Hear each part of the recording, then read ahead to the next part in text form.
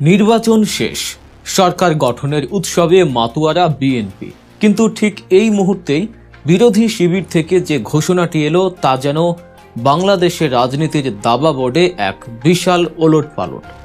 সবাই যখন ভাবছিল জামায়াত বুঝি নির্বাচনে হেরে ব্যাকফুটে চলে গেল, ঠিক তখনই সিনিয়র অ্যাডভোকেট শিশির মনির যে বোমাটি ফাটালেন তাতে রীতিমতো নড়ে চড়ে বসেছে সবাই। ছায়া মন্ত্রিসভার ঘোষণা দিল জামায়াত, ফলাফল বাতিল হতে পারে ত্রিশাসনের, কোণঠাসা বিএনপি শিবির। ডক্টর ইউনূস হচ্ছেন রাষ্ট্রপতি। লন্ডনে তারেকের সাথে বৈঠকে রাষ্ট্রপতি পদের বিনিময়ে ইলেকশন ইঞ্জিনিয়ারিং করে বিএনপিকে ক্ষমতায় এনেছে ইউনূস, দাবি এনসিপির। এবং সবশেষে দেখবেন শেষ মুহূর্তে পরিস্থিতি পাল্টে দিল সেনাপ্রধানের বক্তব্য। দর্শক, রাজনীতিতে ভয়ঙ্কর চমক। এবার বিএনপির পিছু ছাড়ছে না জামাত। হঠাৎ করে ছায়া মন্ত্রিসভা ঘোষণা, কিন্তু এখানে শেষ না। সবচেয়ে বড় গুঞ্জন হচ্ছে 30 আসনের ফলাফল বাতিল হতে পারে। যদি এটা সত্যি হয় তাহলে দেশের নির্বাচনী নতুন মোড় নেবে। দর্শক, এখন প্রশ্ন হলো বিএনপি কি চাপে পড়বে নাকি জামাত নতুন খেলায় নামছে? প্রিয় দর্শক, ভিডিওটা শেষ পর্যন্ত দেখলে বুঝতে পারবেন, তাই না টেনে লাইক করে পুরো ভিডিওটি দেখতে থাকুন। নির্বাচন শেষ, সরকার গঠনের উৎসবে মাতোয়ারা বিএনপি। কিন্তু ঠিক এই মুহূর্তেই বিরোধী শিবির থেকে যে ঘোষণাটি এলো তা যেন বাংলাদেশের রাজনীতির দাবা বোর্ডে এক বিশাল ওলটপালট। সবাই যখন ভাবছিল জামায়াত বুঝি নির্বাচনে হেরে ব্যাকফুটে চলে গেল, ঠিক তখনই সিনিয়র অ্যাডভোকেট শিশির মনির যে বোমাটি ফাটালেন তাতে রীতিমতো নড়ে চড়ে বসেছে সবাই। জামায়াতে ইসলামী সংসদে গঠন করতে যাচ্ছে ছায়া মন্ত্রিসভা বা শ্যাডো ক্যাবিনেট। হ্যাঁ, ঠিকই শুনেছেন, নির্বাচনে হেরে গিয়েও রাজনীতির মাঠে এক যুগান্তকারী চাল চালল জামায়াত। কেন এই সিদ্ধান্ত? এটি কি শুধুই নামমাত্র কোনো পদ, নাকি এর পেছনে লুকিয়ে আছে সুদূর প্রসারী কোনো মাস্টার প্ল্যান?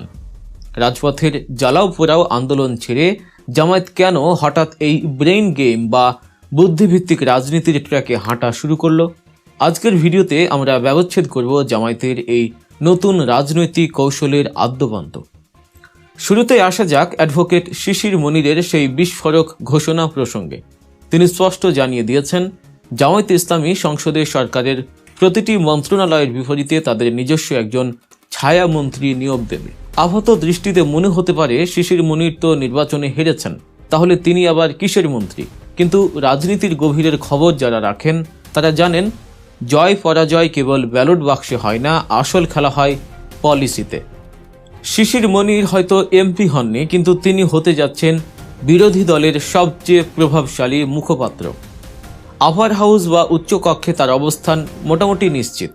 জামায়াতের এই সিদ্ধান্তটি বাংলাদেশের প্রেক্ষাপটে সম্পূর্ণ নতুন হলেও উন্নত বিশ্বে, বিশেষ করে যুক্তরাজ্যে, এটি অত্যন্ত জনপ্রিয় এবং কার্যকর একটি রাজনৈতিক সংস্কৃতি।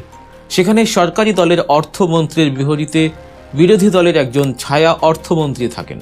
সরকার যখন কোনো বাজেট বা পলিসি দেয়, বিরোধী দল অন্ধের মতো সেটার বিরোধিতা করে না, বরং তারা ডেটা এবং পরিসংখ্যান দিয়ে প্রমাণ করে দেখায় যে সরকারের পলিসিতে কোথায় ভুল আছে এবং এর চেয়ে ভালো বিকল্প কি হতে পারত।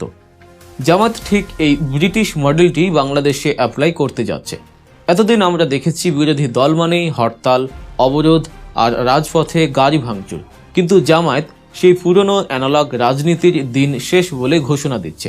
এখন রাজনীতি হবে বুদ্ধির, পলিসির এবং জবাবদিহিতার। ভাবুন তো একবার, জুন মাস এলো, বিএনপি সরকার সংসদে বাজেট পেশ করলো, হয়তো দেখা গেল মেগা প্রজেক্টে হাজার হাজার কোটি টাকা বরাদ্দ দেওয়া হয়েছে। ঠিক তার পরের দিনে জামায়াতের ছায়া অর্থমন্ত্রী সংবাদ সম্মেলন করে একটি বিকল্প বাজেট পেশ করলেন। সেখানে তারা হাতে কলমে দেখিয়ে দিলেন মেগা প্রজেক্টের অপ্রয়োজনীয় খরচ কমিয়ে কিভাবে শিক্ষা আর স্বাস্থ্য খাতে বরাদ্দ দ্বিগুণ করা যায়। জনগণ তখন টিভিতে পাশাপাশি দুটি চিত্র দেখতে পাবে, একদিকে সরকারের প্রস্তাব, অন্যদিকে ছায়া মন্ত্রিসভার বিকল্প প্রস্তাব।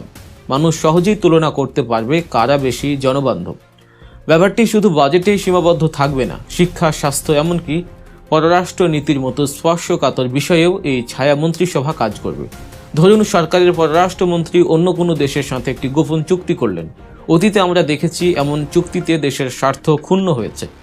এখন থেকে জামায়াতের ছায়া পররাষ্ট্রমন্ত্রী সেই চুক্তির প্রতিটি ধারা চুলচেরা বিশ্লেষণ করবেন। তারা জাতির সামনে তুলে ধরবেন কোথায় কোথায় দেশ ঠকছে এবং কিভাবে নেগোশিয়েট করলে বাংলাদেশের লাভ হবে।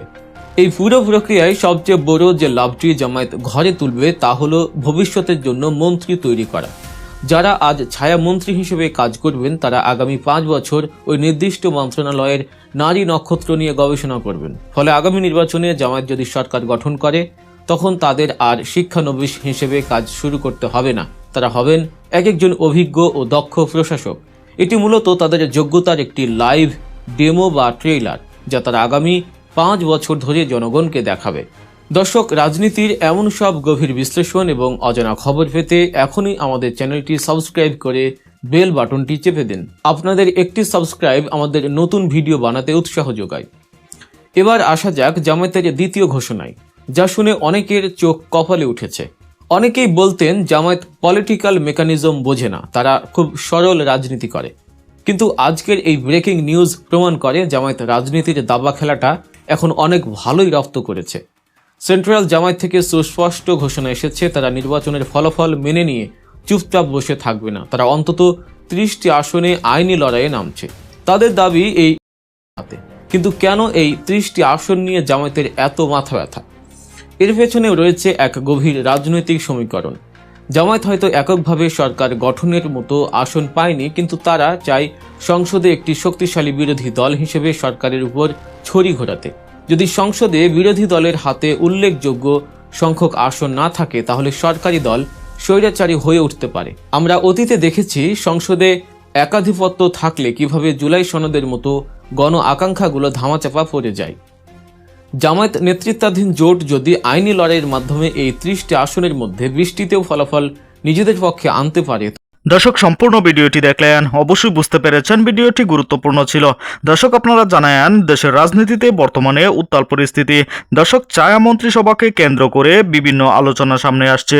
এই ছায়া মন্ত্রিসভা হলো তারা দেখতে চাইছে যে তারা শুধু আন্দোলন নয়, তারা ক্ষমতার বিকল্প কাঠামোও তৈরি করছে। বিএনপি কি এই চাপ থেকে বাঁচতে পারবে? অন্যদিকে 30 আসনের ফলাফল নিয়ে গুরুতর প্রশ্ন উঠছে।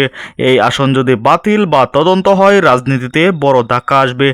বিএনপি জামাত দুই পক্ষের হিসাবেই বদলে যেতে পারে।